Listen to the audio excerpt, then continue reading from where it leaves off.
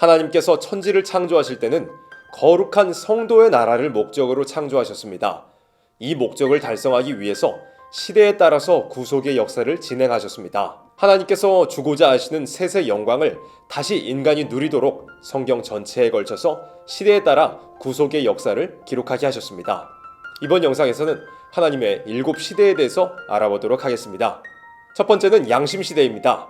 양심시대는 하나님께서 뚜렷한 법이나 규칙을 세워두기 전이었습니다. 인간이 비록 범죄하긴 했지만 양심으로 하나님을 경외하고 의로운 제사를 드릴 때 하나님께서 응답하셨습니다. 아벨이 의로운 제사를 드릴 때 하나님께서 연락하셨으나 가인은 악한 마음을 가지고 제사를 드려서 하나님께서 받지 않으셨습니다. 이 일을 통해서 영적인 타락이 생겨났고 가인이 아벨을 죽이기까지 했습니다. 죽은 아벨을 대신해서 의로운 자손 셋이 대신 태어났습니다. 인류의 조상 아담의 가정에서 영이 죽은 계통과 영이 살아있는 계통이 나뉘게 된 것입니다. 셋의 후손인 에녹은 하나님과 동행하다가 하늘로 승천하기도 했고, 또 셋의 후손인 노아는 거룩한 양심을 가지고 하나님을 섬기다가 방주를 통해서 구원을 얻었습니다. 반대로 양심으로 하나님을 공경해야 될 셋의 자손이 양심을 떠나서 육체에 속한 가인의 자손과 혼혈하는 일이 있었습니다. 이에 하나님께서는 셋의 계통의 부패를 없이 하기 위해서 홍수로 심판을 내리셨습니다. 두 번째 시대는 언약시대입니다. 언약시대는 하나님께서 믿음의 사람들에게 언약을 주신 시대입니다. 이 언약은 최후의 심판과 천년왕국까지 포함한 언약입니다. 하나님께서는 노아의 입을 통해서 장자인 셈을 축복하게 하셨습니다. 이 축복대로 셈의 장막에서 신약, 구약 성경이 나타났고 성령의 역사가 시작되었습니다.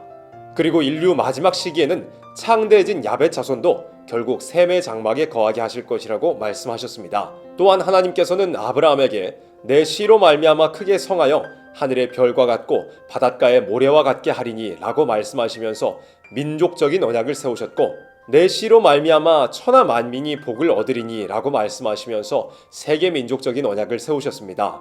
지난 영상에서 설명한 것처럼 민족적인 언약은 이스라엘의 출애굽과 가나안 정착으로 이루어졌으며, 세계 민족적인 언약은 아브라함의 계통으로 오신 예수님을 통해서 세계 모든 민족이 복을 얻으면서 이루어져 가고 있으며 천년왕국을 통해서 완전히 성취될 것입니다.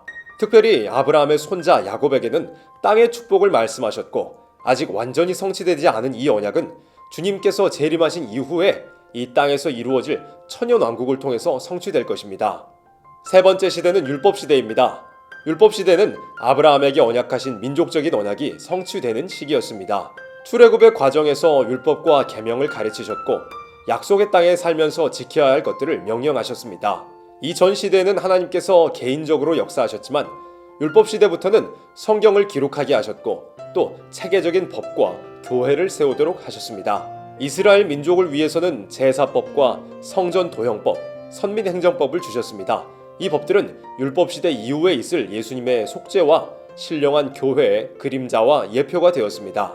그리고 율법시대에는 선지자들을 세우셔서 예언하게 하셨습니다. 선지자들은 하나님 백성의 부패와 심판 그리고 회복을 예언했습니다. 이 예언들은 육적 이스라엘에 예언적으로 이루어졌으며 요한계시록에서 말씀한 대로 마지막 시대의 온 세계를 향해서 다시 예언되어야 합니다.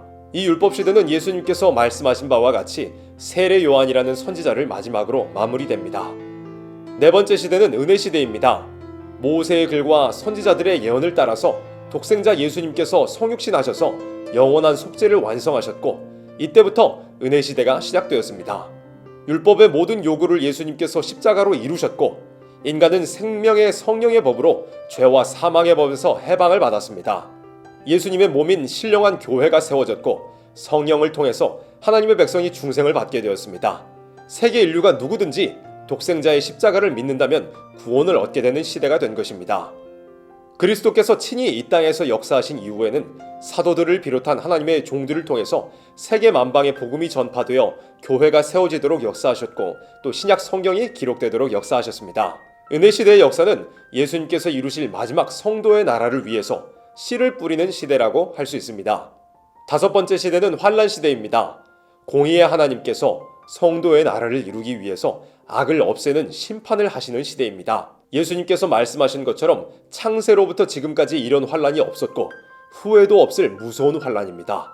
이 환란 시대는 세계적으로 복음이 전파된 은혜 시대 이후의 시대입니다. 환란 시대는 구약 선지자들이 하나님의 백성 이스라엘의 부패와 심판을 예언한 것처럼 이 마지막 시대에도 종교의 부패로 인해서 하나님께서 심판을 하지 않을 수 없는 그런 시대입니다. 환란 시대는 인간의 지식이 우주에까지 올라가서 극도로 발전하여 교만할 때, 그리고 온 세계를 불태울 만한 무력이 준비되었을 때, 그리고 인간이 극도로 부패할 때, 경제적인 혼란이 극심해질 때, 마지막으로 사상적으로 어찌할 수 없는 난국이 닥쳐올 때가 심판 직전의 시대라고 말씀하고 있습니다. 환란 시대는 선지서에서 수없이 예언한 바와 같이 하나님을 대적하는 북방의 세력이 극도로 교만해지는 시대입니다. 이런 상황 가운데서 요한계시록과 선지서에서 명령하신 예언의 말씀을 읽고 듣고 지키며 종교 부패에 젖어들지 않고 무신론 유물론 세력과 동조하지 않고 오직 여호와만 앙망하는 종들은 하나님께 권세를 받고 보호를 받아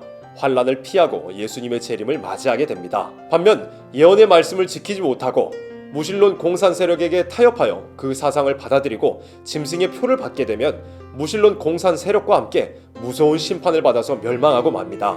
성경에 예언된 대로 온 세계는 일시에 불타버리게 되고 악의 세력과 또 그 세력에 동조한 자들은 모조리 불에 살라지게 되버리는 것입니다. 여섯 번째 시대는 천년시대입니다.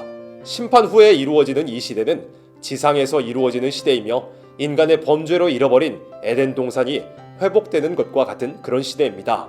이 시대에는 예수님께서 의로 통치하시는 시대입니다. 또한 사랑하시는 종들이 예수님과 함께 왕노릇하는 시대입니다. 모든 마귀가 천년 동안 결박되어 활동하지 못하게 되는 시대입니다. 마귀의 미혹이 없으니 죄가 없고 사망이 없습니다. 질병도 없고 전쟁도 없으며 모든 짐승까지도 다 선해지는 시대입니다. 모든 기후와 만물과 지질이 변해서 사시장춘과 같은 환경을 이루고 모든 수고가 헛되지 아니하며 모든 것에 풍성하며 극도로 즐거운 생활을 하게 되는 시대입니다. 이 천년 시대가 마칠 때는 잠시 동안 사단이 그 옥에서 놓여서 천년 동안 번창했던 사람들을 미혹하는 일이 있습니다. 미혹이 없는 천년 시대에서 태어나고 자라난 사람들을 아무 시험도 없이 영원한 천국으로 가게 하는 것은 하나님의 공의가 아니기 때문입니다. 천년 시대가 끝나면 시대를 막론하고 모든 죽은 자들이 하나님의 심판대 앞에 서게 됩니다.